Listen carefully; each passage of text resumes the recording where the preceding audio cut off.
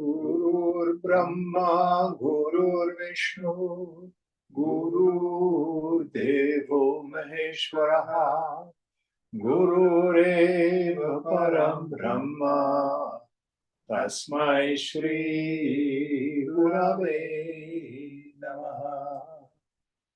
Chinmayam Vyapyat Sarvam Trailokyam Sacharacharam Tatpadam Darshitam Yena Tasmai Shri Gurave Namaha. Tvameva Mata Cha Pita Tvameva Tvameva Bandhu Cha Sakha Tvameva Tvameva Vedya Dravidam Tvameva Tvameva Sarvam Mama Deva Deva Tvameva Sarvam Mama Deva Deva. Jai Guru. Om Sahana Bhavatu Sahana Bhunaktu Sahaviryam Karavavahai Tejasvinavadhitamastu ma vidvishavahai. Om Shanti Shanti Shanti.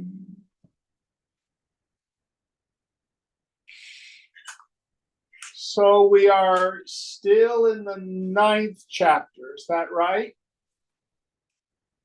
Yes, verse 118. Verse 118. Should I start? Please. Tato bhignapakam jnanam na nityam janayat yadaha jnapaka bhavamatrena nahi satyam viliyate. The eternal Brahmanhood is revealed by knowledge and not created by it. For even in the absence of the revealer, the real entity does not cease to exist. Yes. So again, the knowledge of the self is not something that is created, achieved, attained. The real knowledge of the self is the self-evidence of the self. Again, we go back to that basic idea. How do you know you are you? You do not see, hear, taste, touch, smell, emote, or think yourself. Yet you are not unknown. You are nirvikalpaha. That's where the knower, knowing, and known are merged. You are the knower, you are the means of knowledge, you are that which is known, but never as an object. But it is realized by the mind.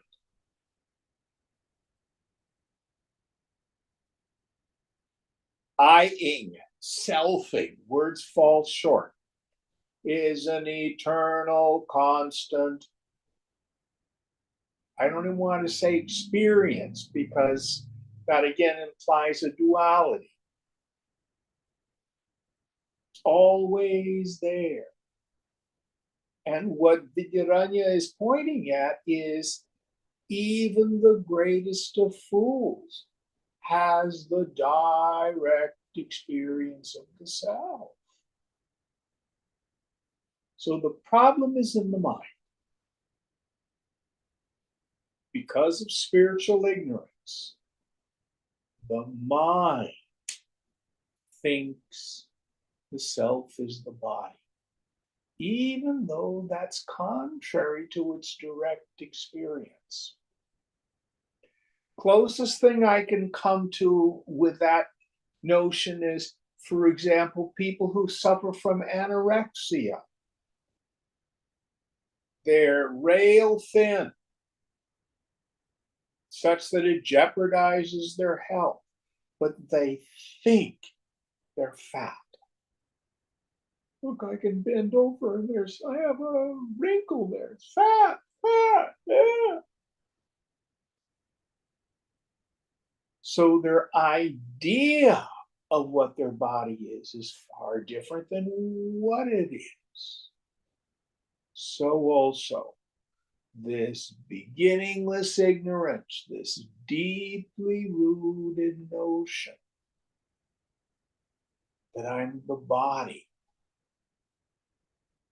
is what ordinary people in ignorance firmly believe. And from that stems all the stuff. And of course, this world.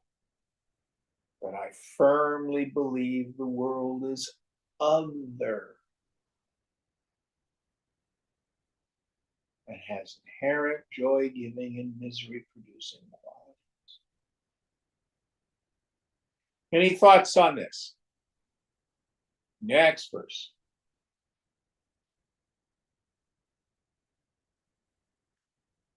अस्त्येवोपासकस्यापि वास्तवे ब्रह्म वास्तवे ब्रह्मतेति चेत् पारमाणां तिरश्चां च वास्तवे ब्रह्मता न किन्.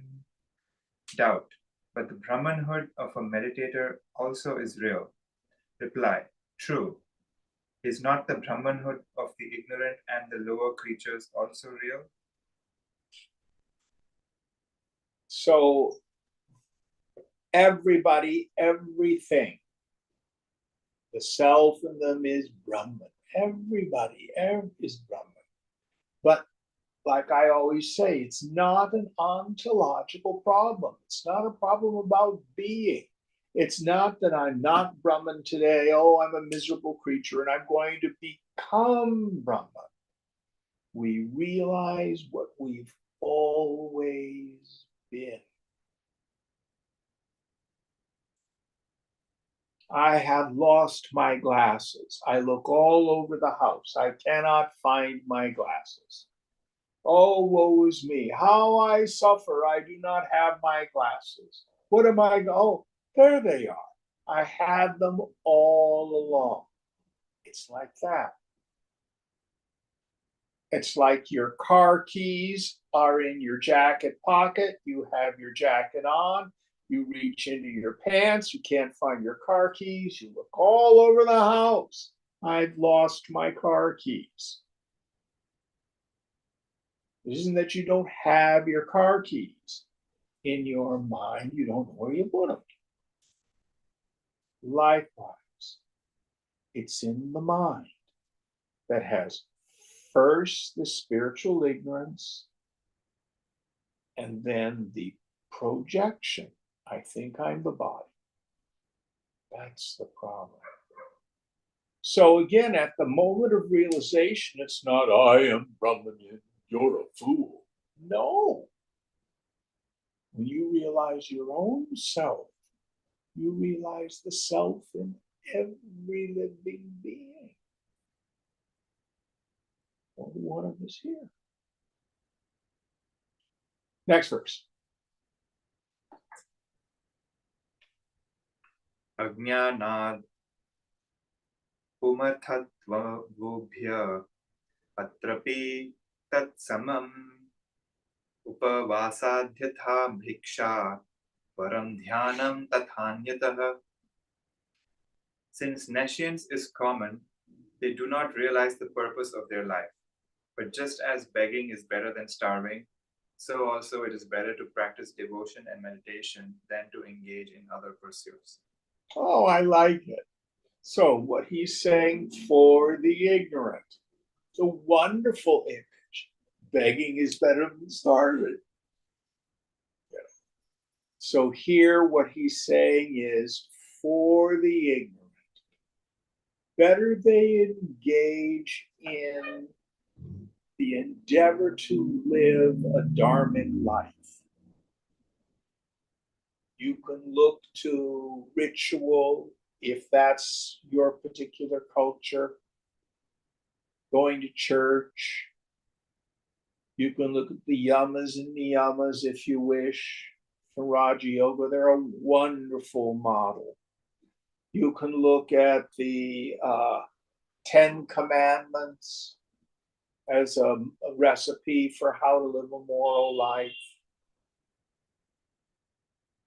These do serve a purpose. They're not pointless. They serve the purpose of purifying the equipment, the head and the heart. Makes it fit for the higher flights of yoga.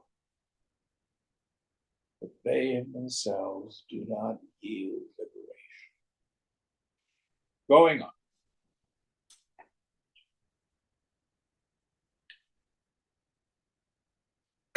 Pamaranam vyavahritye varam karmadhyanushtitihi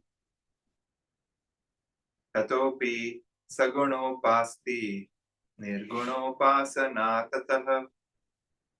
It is better to perform the works ordained in the scriptures than to be engrossed in worldly affairs. Better than this is to worship a personal deity, and meditation on the attributeless Brahman is still better. So here he gives us a ladder of ascent, as it were. The lowest person is the one, even though they may have been raised with some spirituality or religion, they have cast it aside. Or maybe they've been raised in an atheistic, agnostic home. Maybe they just don't ever even think about it. Many, many people are in that boat. And the unexamined assumption in life, yeah, what you want is what makes you happy. You live a moral life so that you don't get thrown in jail, because that's not fun.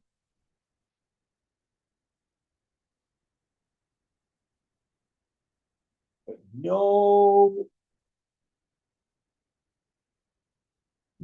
capacity for self-reflection, for question. Better than that, what was the second level? That was the person who lives a dharmic life, who lives a good life.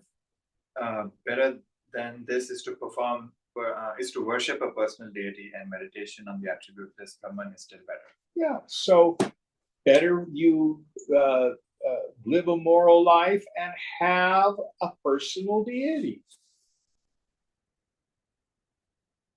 And again, Shankara has said it in Viveka Chudamani. Others say that bhakti alone is supreme.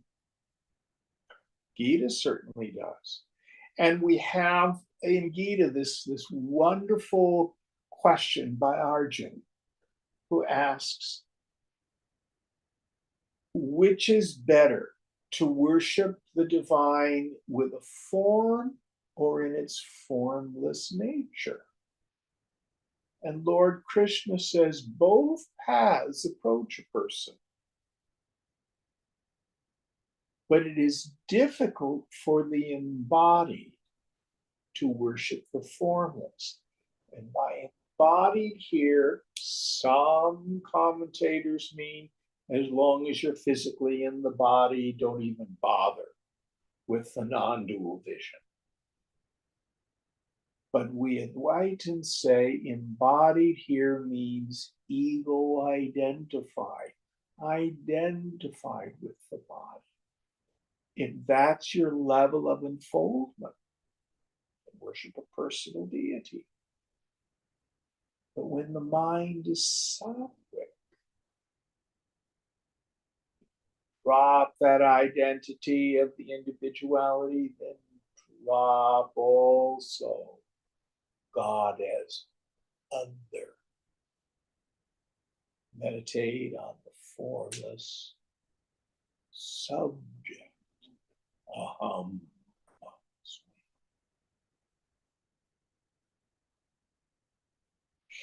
So we do not trash, discourage, criticize ritual, religion, even though the outcome of it may be people with all sorts of absurd notions, judgments, and condemnations. No religion is free from that. And what I like to say is religious organizations are not bastions of sainthood, they're hospitals for souls. Assume, whether it be the temple, the mosque, or the church, people are there because they're caught in ignorance and suffering. Because of that pain, we do things that hurt one another.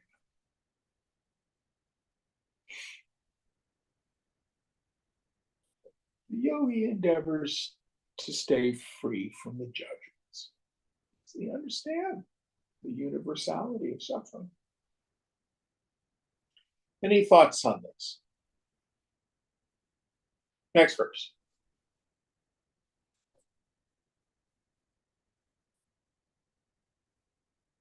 यावद् विज्ञानसामीप्यं तावत् श्रेष्ठ्यं विवर्धते ब्रह्मज्ञानायते साक्षात् निर्गुणोपासनं शनैः. That which is nearer to the realization of Brahman is superior, and meditation on the Absolute gradually becomes like direct realization of Brahman.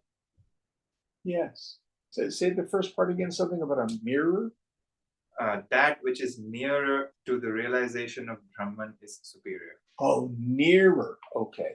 So the idea here is we have jnana abhyasa, the practice of knowledge, discrimination between the real and the unreal,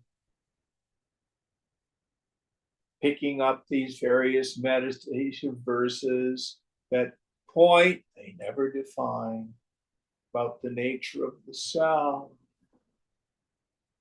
meditating on the dreamlike nature of the phenomenal world. How do the names and forms come about? Imagination. Sankalpena. We practice this. Intense vairagya. We practice giving up attachment. All experiences gained through the senses and any personal form of self.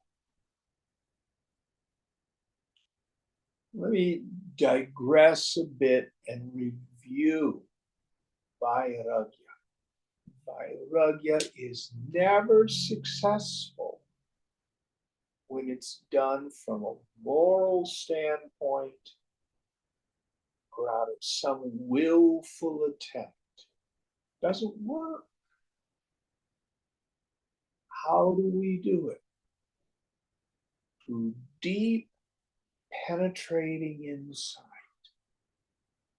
seeing the connection between kama, desire, craving, struggle, longing, and dukkha, suffering.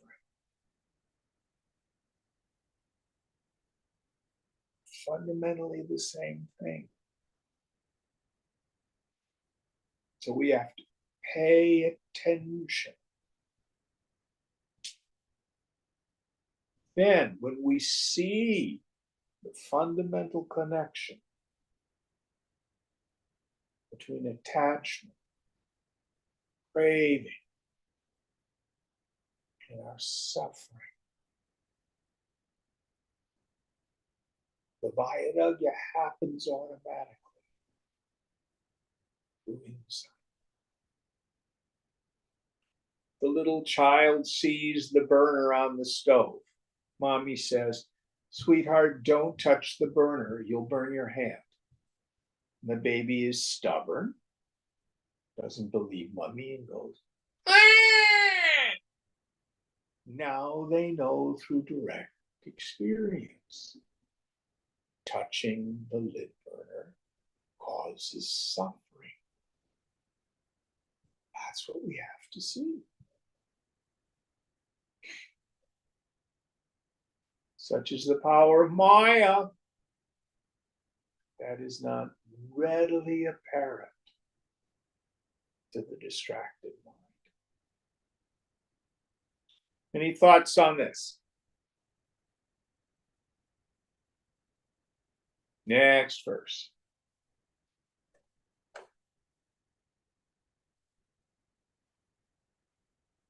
यथा संवादि विभ्रांति फलकाले प्रमायते विद्या यथे तथोपास्ति मुक्तिकाले तिपाकतः.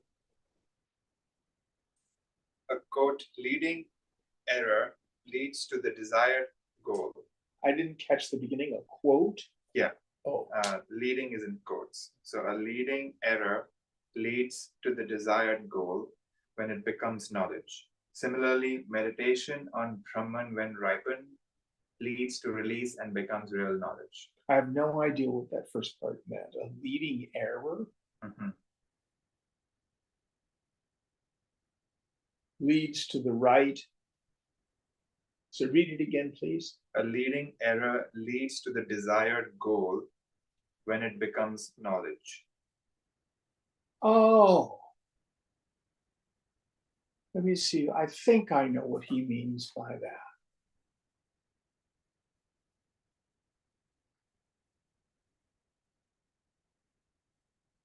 Let me see if I can give an example.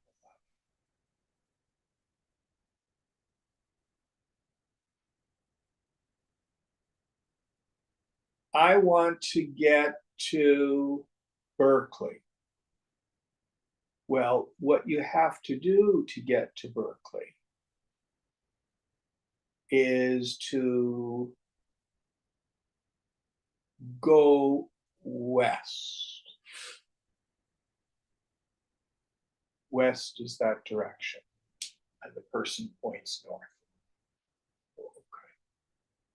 I'm going to go west to get to Berkeley, and I head north. Oh, there's Berkeley. But wait a minute, I went north. I didn't go west.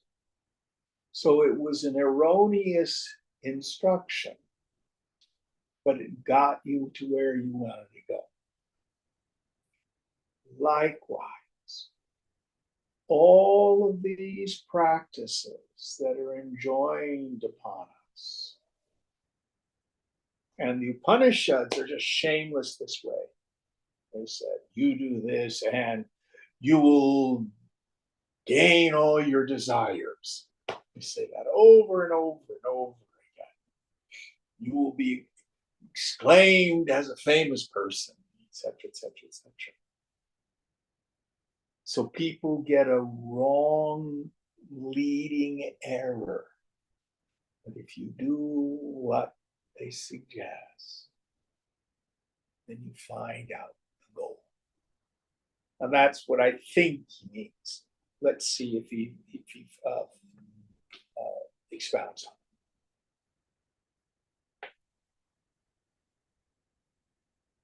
Samvadi pramata punsa pravrittasyan yamanatah prameti chetatho pasti mantare karanayatam. Doubt. A man working prompted by a leading error gets correct knowledge not by the leading error but by another evidence. Reply. The meditation on the absolute may also be taken as the cause of other evidence, nididhyasana leading to direct realization. So meditating on Brahman, you start with your idea that indirect knowledge, Brahman is. But what we practice is viveka vairagya. Those are the basic things we do. And even though they of themselves are not the absolute reality. The promises that will lead to the direct experience. In the end, the self is not the fruit of action.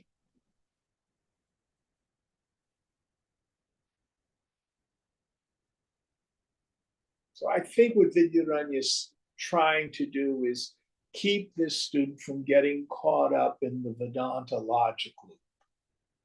The Vedanta logic loop is the disciple isn't real, the path isn't real, yoga isn't real, realization isn't real, the guru isn't real, the scriptures aren't real. So there's nothing to do because all of that is illusion. So I think I'll just go out and get drunk and shoot heroin.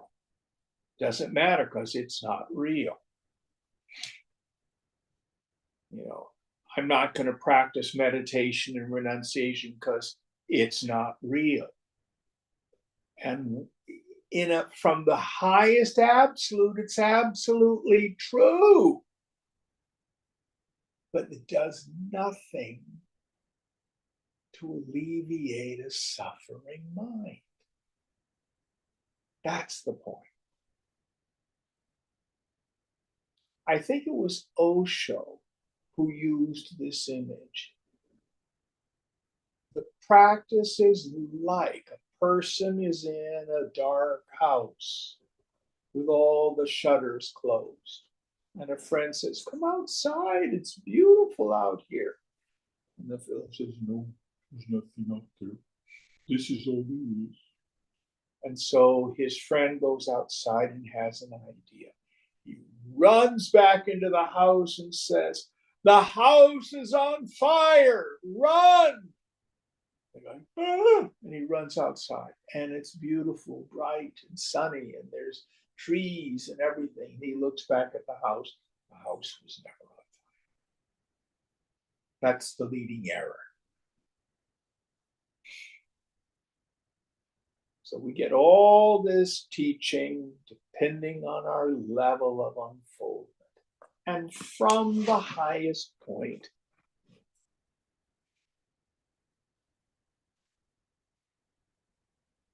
doing puja does not get you closer to God.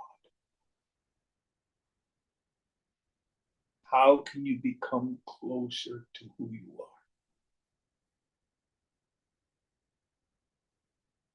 That's like saying, I'm reciting this poem. Why? Because it gets me closer to a human body. Well, it got a human body. No, no, no, no. That's what this poem is for. Same kind of idea. All right, going on.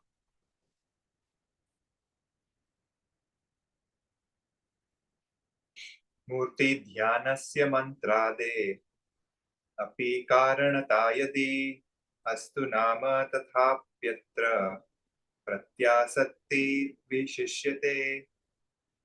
Doubt. Meditation on the form of a deity and repetition of a sacred formula also lead to the goal. Reply. Let it be so, but the speciality of meditation on the absolute is that it is nearest to the goal of self-realization. So, chanting mantra and meditating on a personal form helps to purify the mind. If you believe it will get you closer to God, knock yourself out. It is certainly of value for surrendering, willfulness, ego,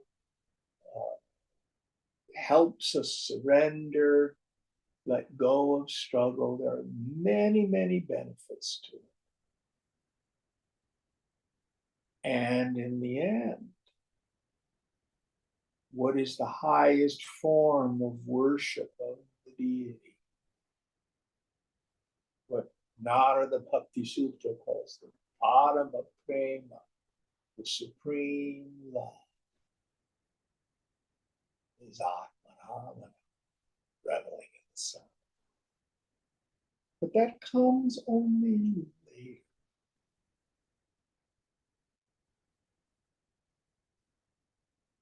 So again, it all depends on the level of subtlety of the student.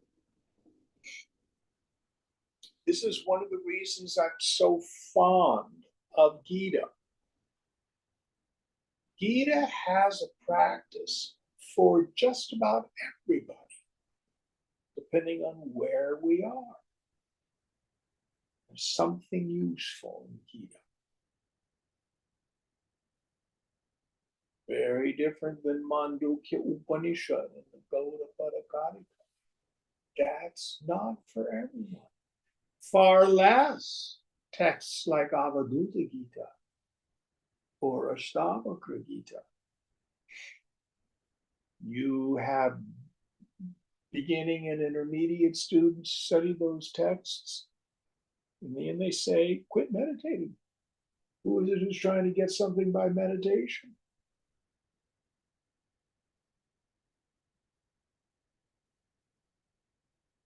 All right, next verse.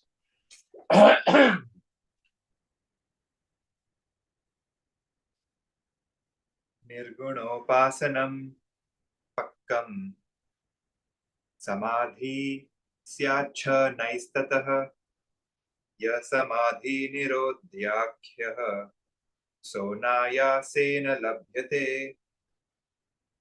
When meditation on the attributeless Brahman is mature, it leads to samadhi. This state of intense concentration at ease leads on to the Nirodha state in which the distinction between subject and object is eliminated. Oh, I'm glad Vidyaranya has said this. There are schools of Vedanta who say samadhi is not necessary. Other schools of Vedanta say, for the subtlest of students, that may be true. But for most of us, without samadhi, the mind is still apt to confuse subtle forms of ego with the self. That sense that I'm a person remains.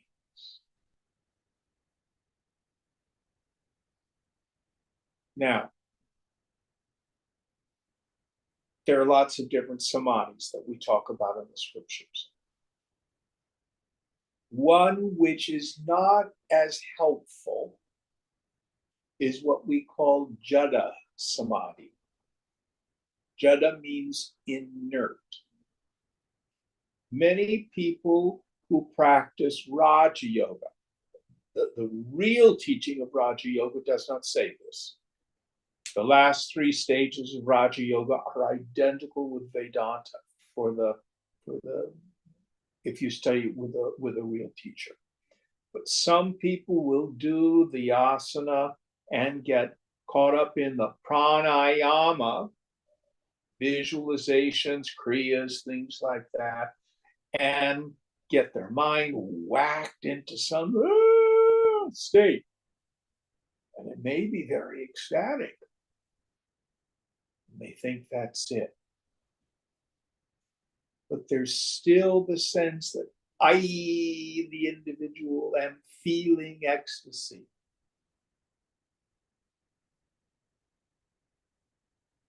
It's an inert samadhi. Why? Because those practitioners have not seen what is the cause of the mind.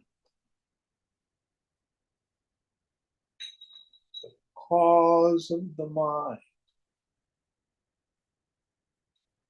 is vasana.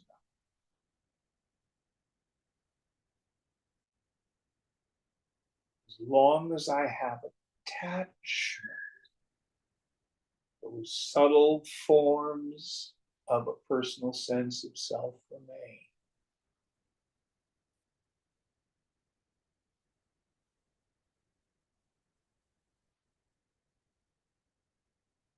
One of my favorite verses from Viveka Chudamani, 267.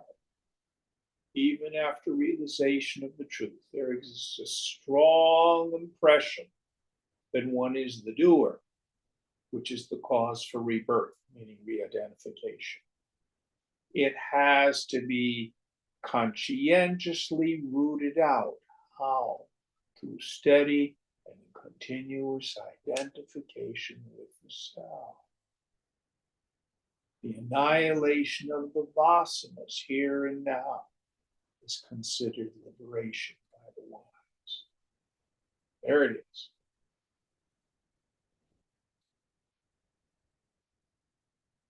So, in a sense, we can only really practice savikalpa samadhi, meaning this intense introversion.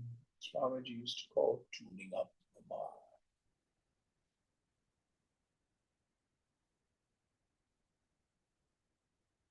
Over and over. Then watching for these subtle desires and identifications that arise in meditation.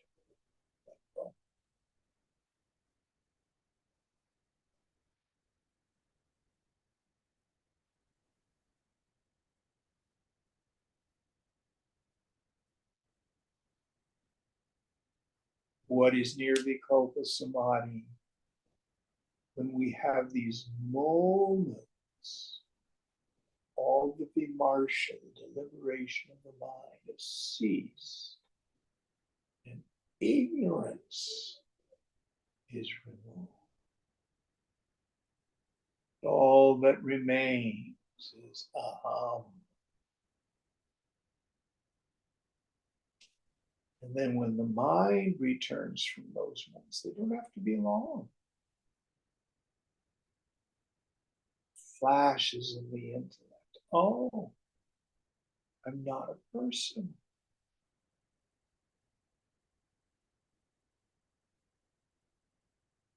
For some, this is a big bawanga experience. But I've come to see over the years that that may not be what it is for everyone. For others, it may just be this shift.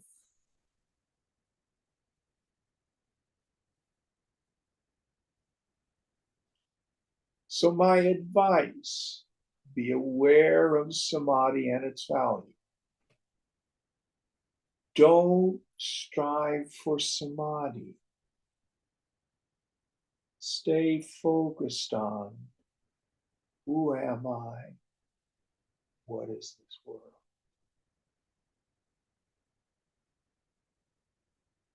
Swamiji used to say, you cannot practice sleeping. You can only practice getting sleepy. And if you're successful in practicing getting sleepy, the mind of itself slips into sleep. So also, we practice savikalpa samadhi. And if we're successful, the mind slips, even if it's just for a moment, into nirvikalpa samadhi.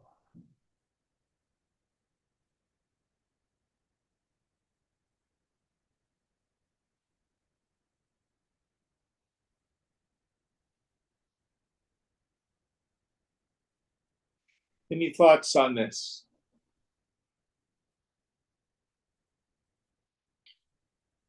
How do I know if I've had nirvikalpa? It swallows all doubt.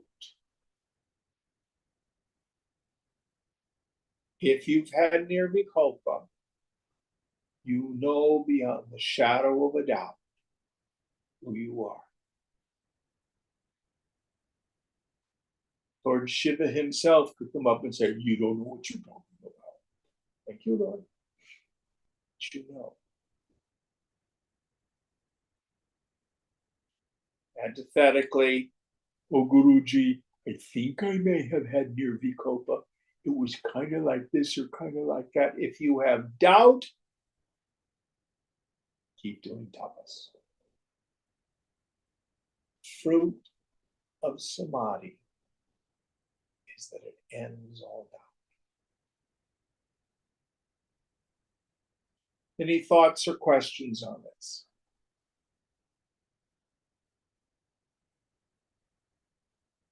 Next verse.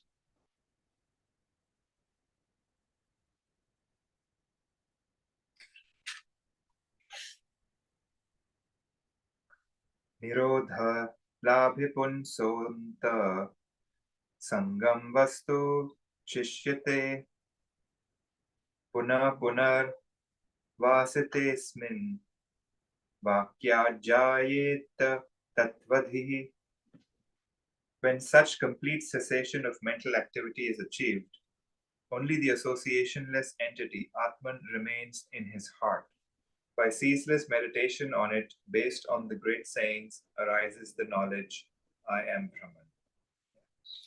And he's used the word nirodha here, which is a term that is most frequently associated with the Yoga Sutra of Patanjali.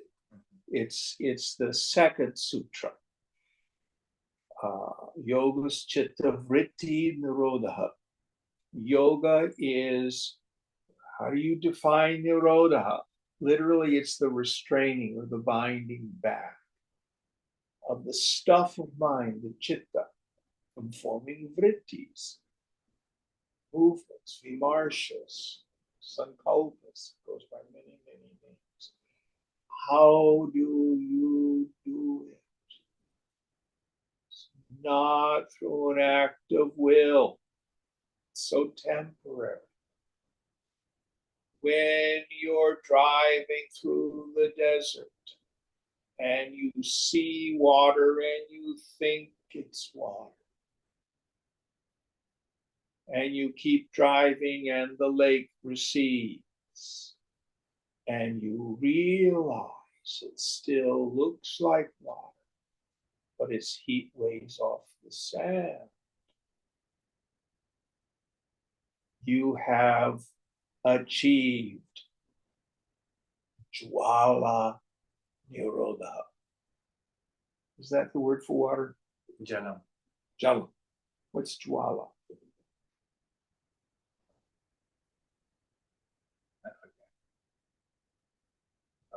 Jalam Nirodha. Anyway, the idea is the water has been removed, even though you see.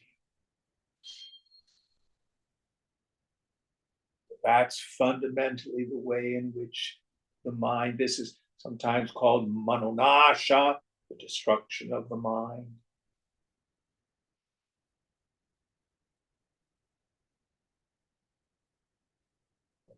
Personal sense of self is gone.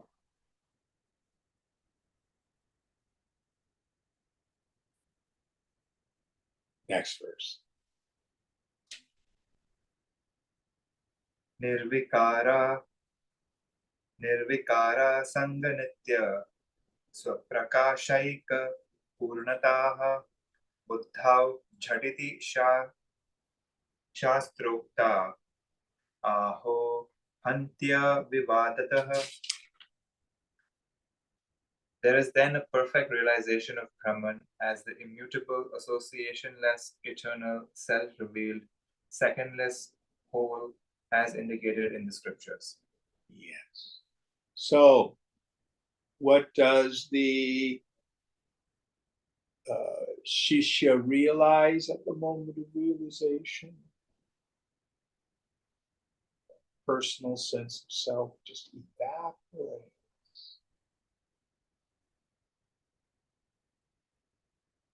Brahman, myself, that ground of being, that space of consciousness.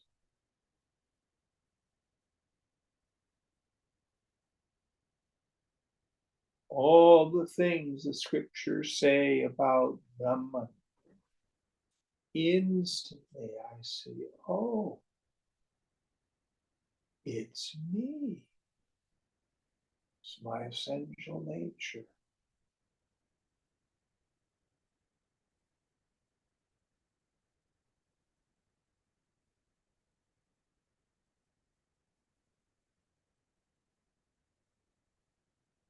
So obvious. It's not obvious. That's the process. Till it is.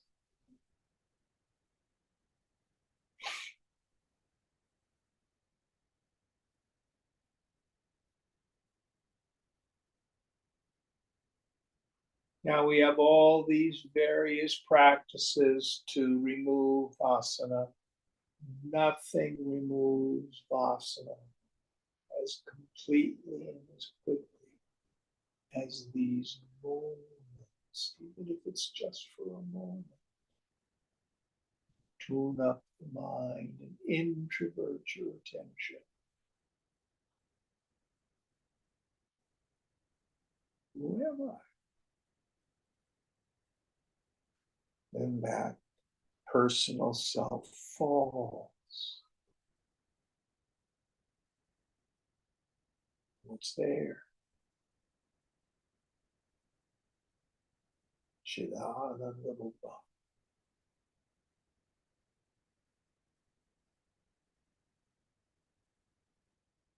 Next verse.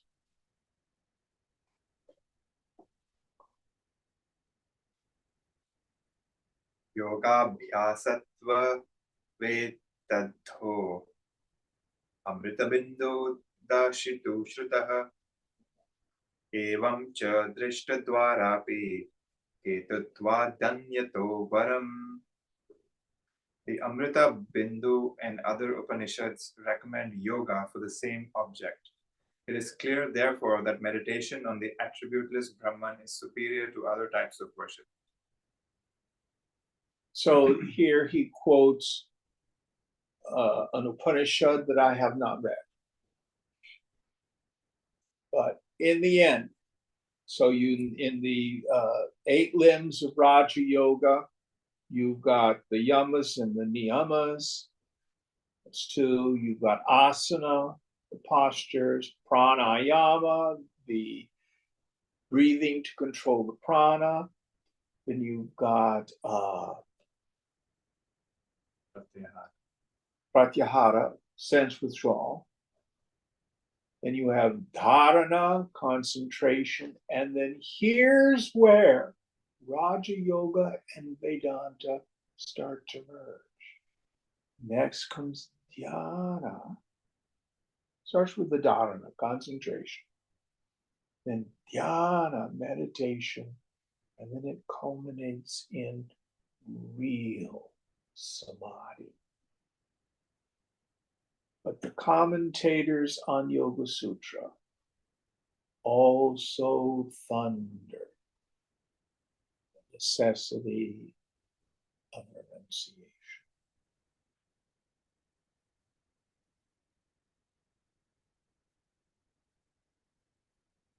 And again, renunciation comes from deep inside.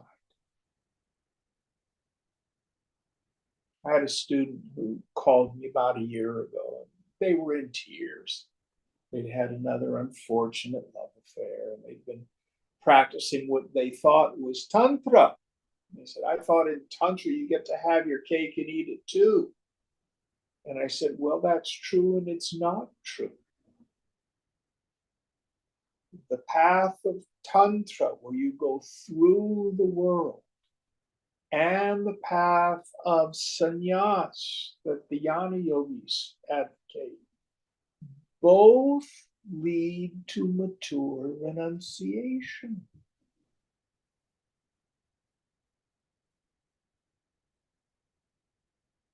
Actually, Tantra is the more painful path.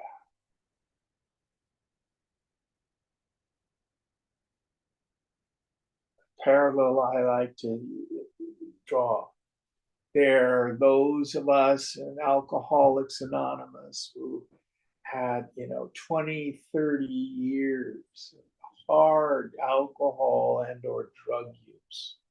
We destroyed our bodies, lived under bridges, lost all your teeth, unemployed and unemployable, rotted brain cells. Finally, you get so sick and tired of being sick and tired that it's over. But there's so many young people who get clean and sober now in their 20s, some even as teenagers. But they have the insight to see what's ahead. And they haven't had to suffer like others have. There are middle-aged people who see where the progression is going. They still have a car in the garage, a house, and a relationship and a job. They haven't had to lose it all. What's the difference?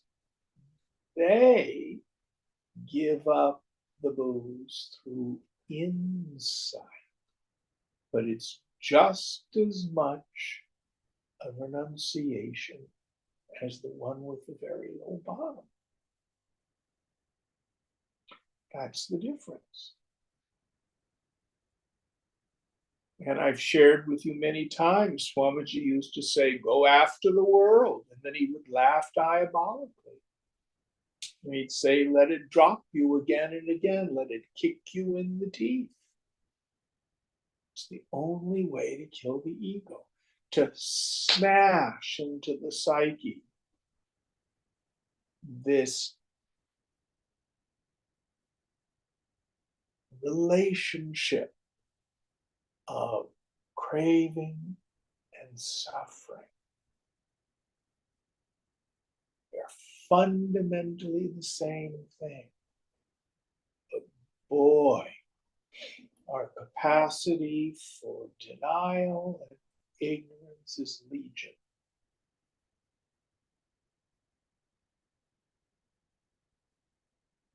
And the Buddha was very clear. Peace comes from complete renunciation.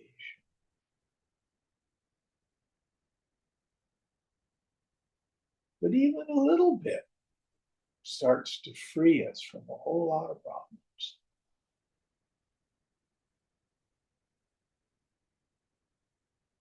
All right, next verse.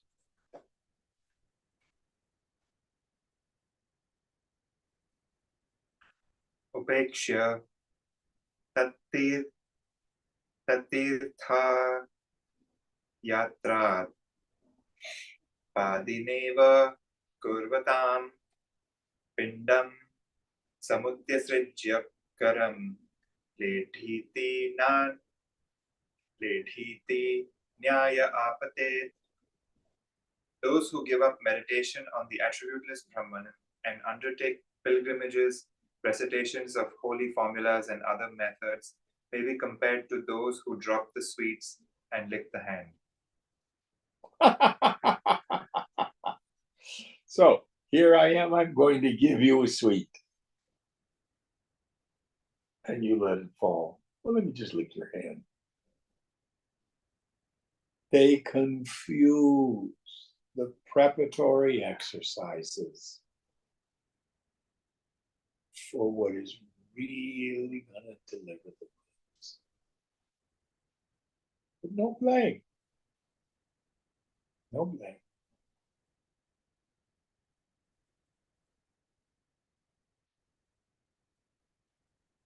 And I have students who will come to class once a week. They will meditate for 20 minutes here. Do they meditate during the week? No. Do they even read scripture during the week? No. They're bogies during the week. No blame. Glad they get an hour, hour and a half of exposure to the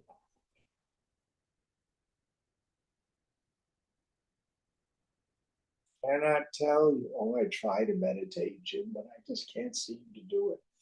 I'm using an app. It's a guided meditation on an app.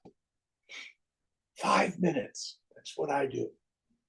Jai, I'm very glad. Better than nothing.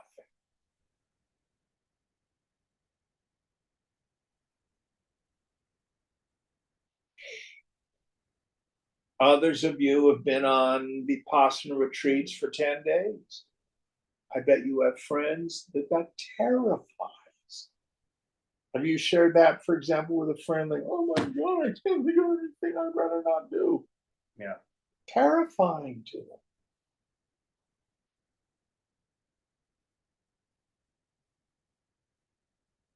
Just where people are. It's okay. All right, next verse.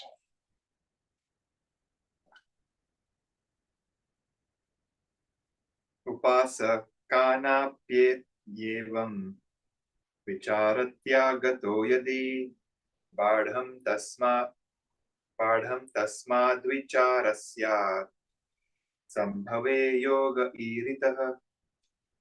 Doubt. This applies also to those who meditate on the attributeless Brahman, giving up inquiry into its nature. Reply. True. Therefore, only those who are not able to practice inquiry have been asked to meditate on the attributeless Brahman. So by meditating on the attributeless Brahman, here I think he means that Brahman has no qualities, no beginning, no end, stuff like that. Ultimately, what Vidyadanya is saying is it's inquiry into the nature of the self. You will not find Brahman by looking out there, even to a God that has no attributes. I am Atma Brahma. This self is Brahman.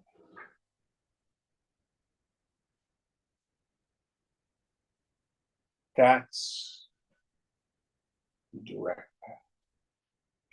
All right, next one.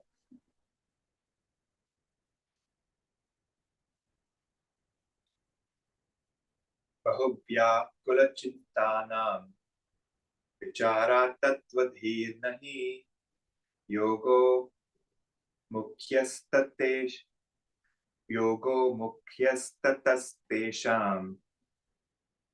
धीदर्पस्तेन नश्यति. Those who are very fickle-minded and agitated do not have the knowledge of Brahman by the practice of inquiry. Therefore, control of the mind is the chief means for them. By it, their mind becomes free from distractions. Yes. So if you're fickle-minded or your mind is distracted, meaning you have a lot of vasana pressure, being able to sit in silence with the mind turned within is impossible. So for them, some upasana, some dualistic practice is of value. A guru may say, chant your mantra 1,008 times every day, using a mala. It's very mechanical. Yes, it is. But it may also help you to become more single-pointed.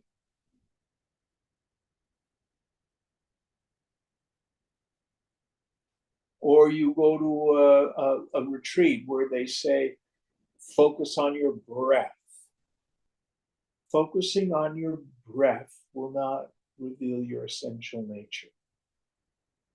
But it's a really good practice for bringing the mind to a simple point, which is essential.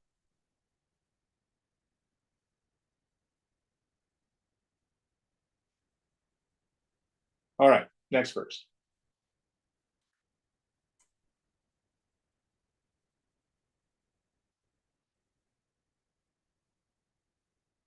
Avyakulatiya moha matrenaच्छादितात्मनां साख्यनामा विचारस्यात् मुख्यो झटिति सिद्धदः. For those whose intellects are no longer distracted nor restless, but are merely covered by a veil of ignorance, the analytical system called Sankhya, intellectual inquiry, is prescribed. It will quickly lead them to spiritual illumination. So by Sankhya here we mean knowledge. This is inquiry into the nature of the self. First, we deal with the issue of adhyasa, superimposition. What is the nature of that superimposition? I do not know who I am, and I think I'm my body or various other dimensions. So by clearly seeing what is the not self, I can discard my identification. So those of us who've been through Viveka Chudamani, Shankara does this with two systems. First, the three-part system of gross, subtle, and causal body. And he does it all over again with the Panchakarana, not Panchakarana, Panchakosha, 5 sheaths. Discrimination between the self and what he calls the not self. So we get the separation. So I begin to see that I'm always the witness.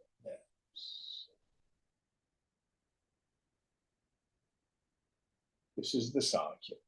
This is the knowledge.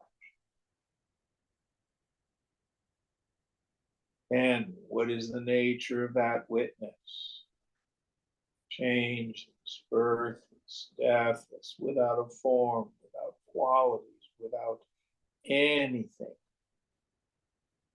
Tune up the mind, introvert the attention, read those verses, see whether or not that's true about you.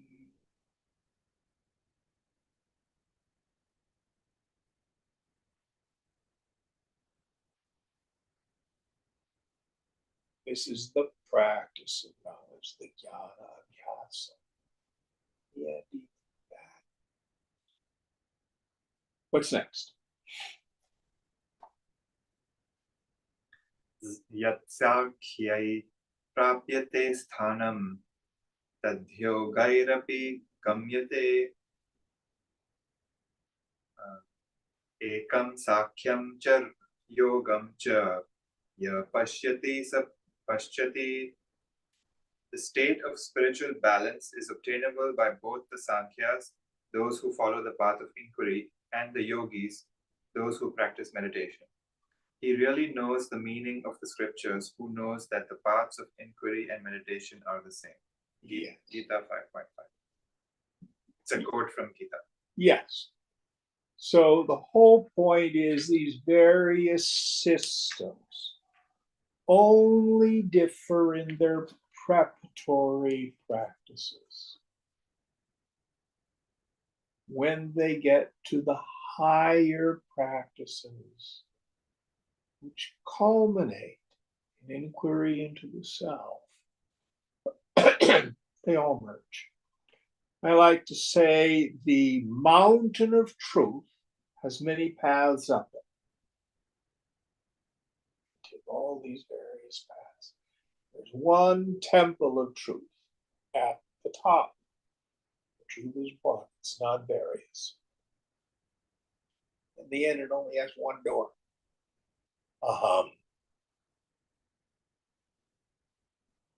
That's where all these various paths meet. Next one. Tatkaranam Sakhya Yoga Digamyam iti hi shrutihi yastu shruter viruddhasa Abhasa Sankhya Yogayoho. The Shruti too declares that with both inquiry and meditation, people know the highest. But whatever in the books of Sankhya and Yoga are against the Shruti are to be rejected. Yes. So, for example, in the Sankhya philosophy, it says that Purushas are individual little clumps of consciousness, and they're all caught up and entangled in matter. And there's a super Purusha, which we call Ishvara. I won't go into all of that sort of stuff. So what Vidyaranya is saying is there's truth and there's partial truths. Discard the stuff that does not correspond to the absolute non-dual vision as is revealed in the Upanishads.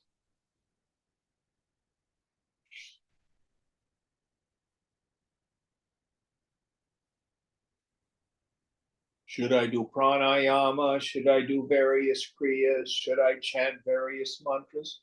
Of course you can. I would never tell someone not to do a sadhana. Liberation. Find out who you are. Ramana Maharshi, much less word even than you.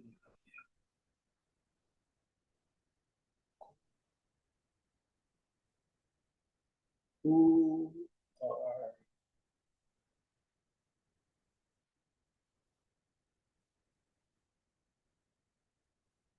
people would come to the ashram. Bhagwan would be lying on the couch, deep in samadhi. His mind was so transparent, so empty. The Shakti would just pour through him. It would just swallow people's minds.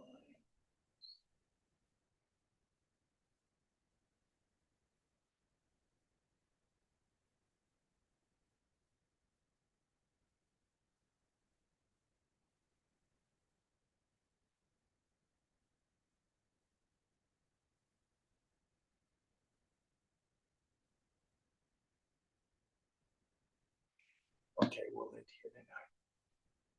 Om Purnamada Purnamidam Purnat Purnamudachyate Purnasya Purnamadhaya Purnameva Vashishyate. Om Shanti Shanti Shanti. Hari Om Sri Guru Bhyo Namaha. Hari Om.